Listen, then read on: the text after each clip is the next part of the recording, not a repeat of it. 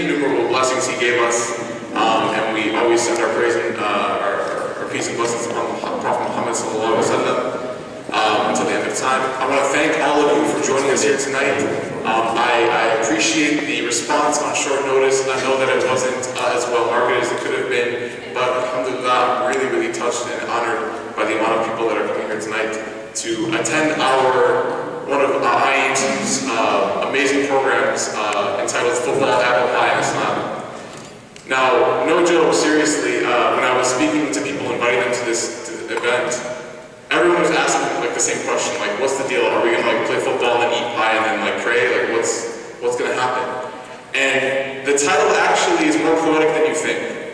When Sister Nicole contacted me and said, you know, the BBC's contacted me, I was like, the BBC? She's like, yeah, the BBC. I was like, that BBC? She's like, yeah, that BBC. When she said they want to do a little documentary, a little piece on Muslims in America, it was actually, I believe, Nicole, it was the same day or the day after the Peter King hearings in the American Muslim radicalization. And so I had just got done watching like 2 to 3 hours of this, you know, footage of this live feed of people talking about us, of people discussing and analyzing us. And on one side, you have the issues being discussed of, is the everyday Muslim, is, you know, Joe Muhammad, for lack of a better, you know, metaphor, is he as extreme as, you know, Osama bin Laden overseas? And on the other side, you have the Muslims in America who are feeling, you know, socially and spiritually under attack by such hearings. And so all of this kind of happened within 24 hours, and it was a big whirlwind of confusion. And so I thought that, you know, this to me was a great opportunity to take. This was an extremely, you know, opportune event for us to have where we can actually talk about who we are. And the reason why I chose the title Football, Apple Pie, and Islam is because even though the BBC is filming this, and football for them is different than football for us, right? Go Bears. We have the issues where when we think of America, we think of baseball, football, basketball. There's nothing more American than apple pie, right? My favorite pie. And the reason why I threw Islam at the end is because I wanted to have a discussion that shows that Islam or Muslims are as American as football and as apple pie. Is that you can't pick a Muslim out of a crowd with a pigskin and a nice dessert and say none of these are more American than the other. They're all the same.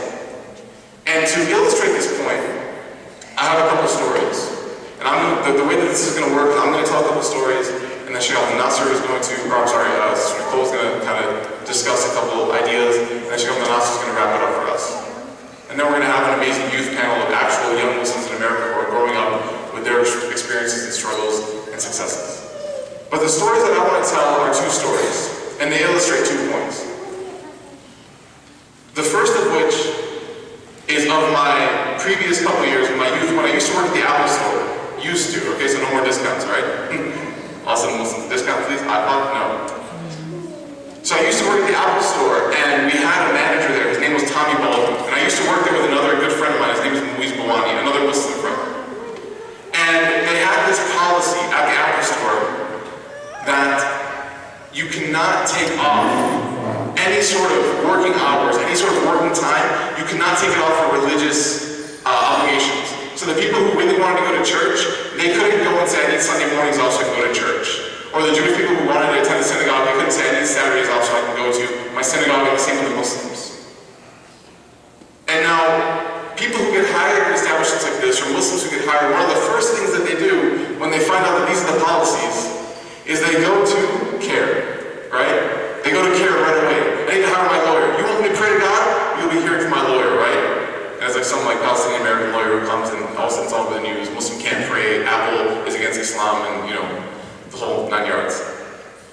But instead of taking that route, my friend Muiz and I, we went and we spoke to a couple of our managers.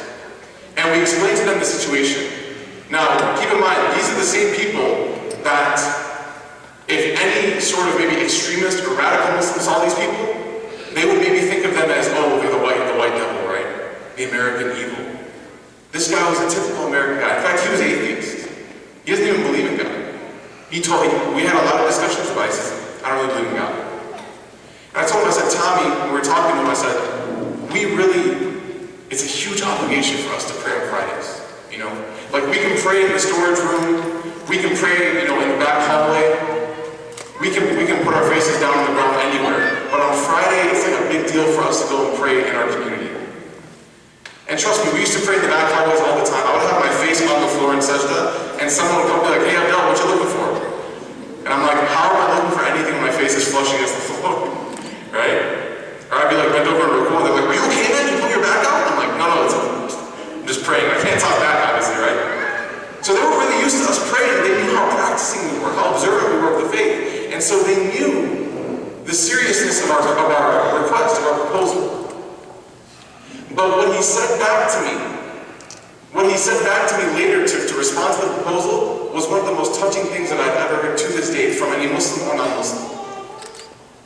He said, he came back a couple days later because the managers had to have a big meeting and they talked about it. He said, Abdel, because he used to call me Abdel, and they couldn't say the whole thing. Abdel, he goes, we talked about it. And he goes, Apple has a policy where we don't let people take off for the religious reasons. If they come to us and say, I have to have a doctor's appointment every Friday from 1 to 3, then we let them. But if they come and say we have to pray from 1 to 3, we don't allow that. And he goes, but a lot of people, they come up to us and what do to take off? They lie. Because if they're really observant about their faith, if they're extremely observant people, and they know that they have to go pray at a certain time, what they'll do is they'll go and they'll make up some sort of weird story. I have softball practice every Sunday from 11 to 2, right? And they let them take it off. But if they come and say, I have church, or I have the masjid, or somehow we don't let them. And he said, but when you and Moise came up to me, and you told me straight up, straight-faced, no lying, no beating around the bush, you just said, listen, we know this is the policy, but this is extremely important to us. He said, we were honored and we were touched that you guys would be so honest and truthful, so solid and amin, right? The nickname of the Prophet before he even got revelation, as-sadiq al-amin, the one that you could bank on, the one that you could rely on, the one that you could trust. He said, when you exhibited these characters, these characteristics, these qualities, he said, we had no choice but to allow you to do this. And it was the first time in that retail store's history that they allowed employees to take off time to go pray. And to this day, I left before my friend Moise did, but to this day, they still always bring that up and they say, oh, Moise and Abdel, they always get to go off. And so they ended up having to let everyone start going off. But it was from the Islamic characteristics and morals, which are also American and patriotic characteristics and qualities of honesty and truthfulness, which led us to achieve that which we wanted to. And so, when we look at the morals or the characteristics of Islam, we don't see a dichotomous nature between American and Islamic natures and morals. We actually see that the Muslims in America and the patriotic Americans, whether they're Muslims or not, the characteristics and the morals that we share are so strongly united. Honesty, justice, right? Blind justice. We don't look at anything else besides the person's action to give them judgment. We always try to help the needy. You see this, the amount of good Samaritans in this country is incredible. And you see the spirit of this quality both in the American narrative as well as in the Muslim narrative. The second story I want to tell before I wrap up and head into Sister Nicole is a story of one of our neighbors growing up. And as we know, the Prophet Muhammad, peace be upon him, when he said that none of you is a believer if you go to sleep well fed and your neighbor is hungry. And we look in that statement of the Prophet and we see what? We see that implicit in this statement is not that every night you go to your neighbor's door and knock, are you hungry? I have some gulab jamun here for you. We don't go and knock every night and say, do you want some biryani and some kebab? But the implicit command or the implicit guidance in this narration of the beloved Prophet Muhammad, peace be upon him, is get to know your neighbors. Get to know the people that you live with. Don't live in an isolated bubble. Don't surround yourself by four walls and never talk to anyone else. Because he could have said just get to know your neighbors, but the honor and the beauty of sharing food with one another transcends culture, transcends time. And so he's using that example to show us that, listen, if your neighbor's hungry and you're well-fed, you're not a believer. And he didn't qualify that statement. He said your Muslim neighbor, your Jewish neighbor, your Christian neighbor. He said your neighbor. And so we see that the Islamic teaching of respecting and honoring and taking care of your neighbors is directly related to that which falls or relies on the American narrative. And we used to have a neighbor back in Chicago, my parents from a long time at my parents' house. I still remember her name, Mrs. Mueller, Marge Mueller, right? I forgot her husband's name. But she always used to, every single Christmas time, she used to bake us these amazing cookies, right? And she always also used to make us these little, what's it called, pigs in a blanket? Something with bacon or something. We were Muslims, we were like, oh, thank you so much. And like, put it in the trash can. You know, we couldn't eat it, but we didn't say like, oh, come on now, haram, right? But she always used to make us these amazing desserts, right? And these sticky buns that were just like, like in Jannah, right? In heaven, that's where we're gonna find them. That's the only place. I couldn't find them at Kroger, couldn't find them at Albertsons, only in heaven. But she always used to do these kind of things for us. And subhanAllah, you know, I'm so astonished when I look back. And I was only like 6 or 7 at the time.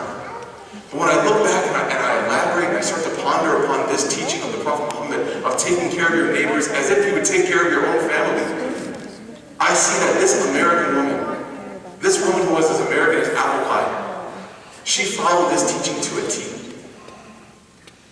And so when I watch these hearings by Senator or Representative Peter King, and I see these people testifying against Muslims in America and saying very outlandish statements. For me, as a Muslim here in America who was born and raised just like the two sitting next to me, I can't believe that this is how the majority of our countrymen feel like. When I see people saying statements like Muslims are like this or like that, or they're extremely radical, 80% of mosques in America are radical terrorist training camps, I can't believe that that is what our neighbors on Abrams Road and Greenville Road feel like. I don't believe it. But my one tip for all of us tonight, my one advice from these stories, is the same advice that the Prophet Muhammad told us. Get to know your neighbors. Get to know the people that you work with. Get to know the people that you buy groceries from.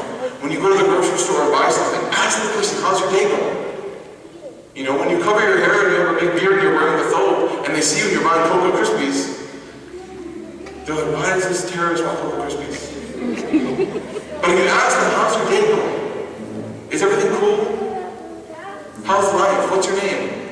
And you begin a dialogue with them. The next time someone brings up, the next time they turn on CNN and they see Peter King saying, I believe Muslims are terrorists, they'll say, no, not that one I met buying Cocoa Krispies. He was extremely nice and he liked chocolate. Start the conversation, start the dialogue, and I promise the response that we get back will surprise us in a very positive way. Thank you very much. Our next speaker, inshallah, for the evening is going to be Sister Nicole Queen. As many of you know, she's a fixture of Dallas, Texas. She is at every masjid doing a lot of hard work, and she is the one who initiated the thought for this program tonight. She used to be, or is currently still, a professional photographer, and mashallah, she has amazing work. But even on top of that, her most impressive work is her interfaith and her dawah, her explanation and introduction to Islam to Muslims and non-Muslims alike. So without further ado,